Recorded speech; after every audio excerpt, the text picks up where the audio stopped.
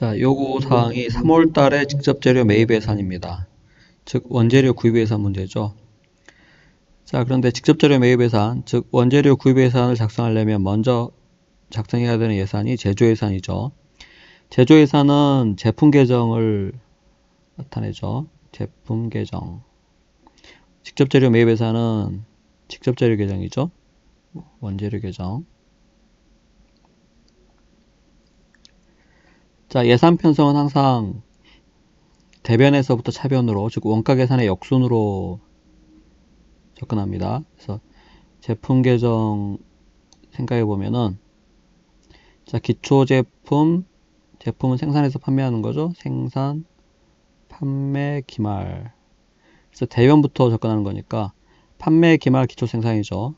판매, 기말, 기초 생산. 그래서 요게 대변, 그 다음 차변. 제품 계정입니다. 대변, 차변 순서대로. 자, 그리고 직접 재료 계정은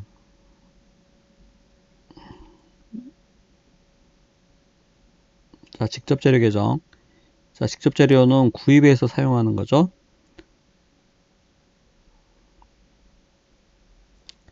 자, 예산 편성은 항상 대변부터 역순이니까 사용, 기말, 기초 구입입니다. 사용, 기말, 기초 구입. 그래서 대변 먼저, 그리고 차변 순서대로 항상 이런 틀이 머릿속에 완전히 들어가 있어야 됩니다. 자, 그래서 문제에서 3월달 매입액 요구했기 때문에 3월달에 매입액 알아야 되기 때문에, 자, 먼저 제조 예산을 제품 판매량부터 파악해 가야죠. 자, 3, 4, 5 판매량이 주어져 있기 때문에 3, 4, 5 그냥 붙여가지고 판매량 그대로 기입하시면 됩니다. 100, 120, 140, 100, 120, 140. 자, 그 다음 기말 제품. 기말 제품은 제품 재고 정책을 봐야 되는데, 여기서 보면은 제품의 경우에 다음 달 예상 판매량의 50%를 월말 재고로 보유한다고 나와 있죠. 자, 기말 제품은 다음 달 판매량이 50%입니다. 그래서 3월 기말 제품은 다음 달 4월 판매량 요것의 50%죠. 50%. 그래서 120개 50% 하면 60개죠. 마찬가지 4월 기말 제품은 5월 달 판매량이 50% 해서 140개 50% 하면 70개입니다. 자, 그리고 4월 기초 제품은 3월 기말 재고가 2월 되는 거죠. 그래서 60개가 그대로 2월 되는 거고, 3월 기초 제품은 마찬가지 2월 기말 제품이 2월 되는 건데, 보통 2월 기말 제품은 다음 달, 즉 3월 판매량 100개의 50%에서 50개를 가져오는 경우도 있는데, 이 문제에서는 그렇게 하시면 절대 안 됩니다. 왜냐하면 문제에서 2월 말 재고 자산으로 제품 40단위를 보유하고 있다고 주어져 있어요. 보유한 제품 재고가 주어져 있기 때문에 이 보유한 수량은 이거를 그대로 써야 됩니다. 40개 제품 재고. 그래서 제품 재고 보유한 수량이 주어져 있으면 그걸 그대로 쓰고, 만약에 이렇게 보유한 수량이 주어져 있지 않으면 마찬가지 2월 말 제품을 다음 달 판매량의 50%로 유지하고 있다고 보고 100개의 50%에서 50개를 가져와야 됩니다. 자, 그런데 문제에서 이렇게 이 기초 재고가 주어져 있는 문제는 반드시 문제를 읽어보고 그 주어져 있는 재고를 가져다가 문제를 풀어야 오류가 안 생깁니다. 가끔 이거 실수하시는 분들이 있기 때문에 꼭 그 기초 재고 자료가 있는지 없는지를 체크를 하시기 바랍니다. 자, 그래서 더하고 빼고 하면은 3월 제품 생산량 120개, 4월 생산량 130개가 나오죠. 자, 그 다음에 원재료 매입 예산. 여기서는 직접 재료 매입 예산인데, 자, 직접 재료 보통 사용량을 가지고 계산하죠. 사용량에 기말 재고량을 더하고 기초 재고량 빼면 원재료 구입량이 나오는데, 직접 재료 구입량. 거기에다가 구입 단가를 곱해서 직접 재료 구입액을 구하는 경우가 있습니다.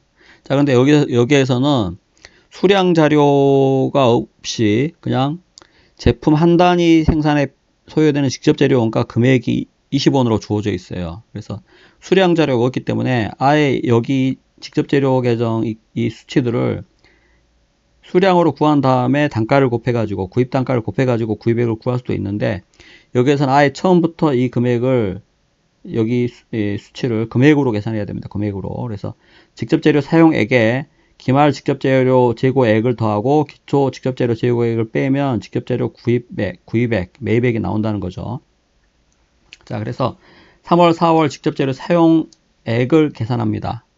자, 그런데 직접재료 사용액은 문제에서 제품 한 단위 생산에 소요되는 직접재료 원가가 20원으로 주어져 있기 때문에 3월달, 4월달 120개, 130개의 제품을 생산하는데 개당 20원씩의 직접재료 원가가 예상되는 거죠. 그래서 3월달에 직접재료 사용액은 곱하면 2,400원, 4월달 사용액은 곱하면 2,600원 이렇게 나오는 거죠. 그래서 제품 생산량에 제품 단위당 직접재료 원가를 곱해서 직접재료 사용액이 계산된다 하는 거죠. 그래서 수량으로 계산한 다음에 나중에 단가를 곱해서 구입 단가를 곱해서 구입액을 구할 수도 있지만 이렇게 수량 자료가 없는 이런 문제에서는 아예 처음부터 금액으로 계산한다는 겁니다. 자, 그리고 기말 직접재료 재고액은 이것도 기말 재고 정책을 봐야죠. 자, 직접재료의 경우에는 다음 달 생산에 필요한 직접재료의 80%를 월말 재고로 보유하고 있다는 거죠. 자, 다음 달 생산에 필요한 재료라는 것은 다음 달 직접재료 사용액이라는 겁니다. 다음 달 직접재료 사용액. 생산에 직접재료가 사용되는 거잖아요. 그래서 다음 달 직접재료 사용액의 80%가 기말재고로 된다는 겁니다. 그래서 3월 기말재고, 3월 직접재료 기말재고액은 다음 달 직접재료 사용액, 요 금액의 80%라는 거죠. 그래서 2,600원의 80%에서 2,080 나옵니다. 자, 그리고 3월 기초재고는 2월 기말재고가 2월 되는 것이므로 마찬가지 2월 기말재고는 다음 달 직접재료 사용액의 80% 이렇게 해서 계산할 수도 있지만 꼭 체크를 해달라고 했죠. 보통 요게 80%를 계산해서 2월 시키는 경우도 있는데 이 문제처럼 이 기초 재고 자료가 주어져 있는 경우는 그렇게 하면 안 된다는 겁니다. 그래서 자료를 보면 2월 말, 즉 3월 초 직접재료 재고가 제품 100단위를 생산할 수 있는 직접재료를 보유하고 있다고 했죠. 100단위를 생산할 수 있는 직접재료가 얼마입니까? 제품 100단위에 곱하기 단위당 재료원가가 20원이기 때문에 100단위를 생산할 수 있는 직접재료는 2,000원이죠. 그래서 2,000원의 직접재료를 2월 말, 즉 3월 초에 보유하고 있다는 겁니다. 그래서 이렇게 기초 재고 자료가 주어져 있으면 꼭 그 자료를 가져와서 써야 됩니다.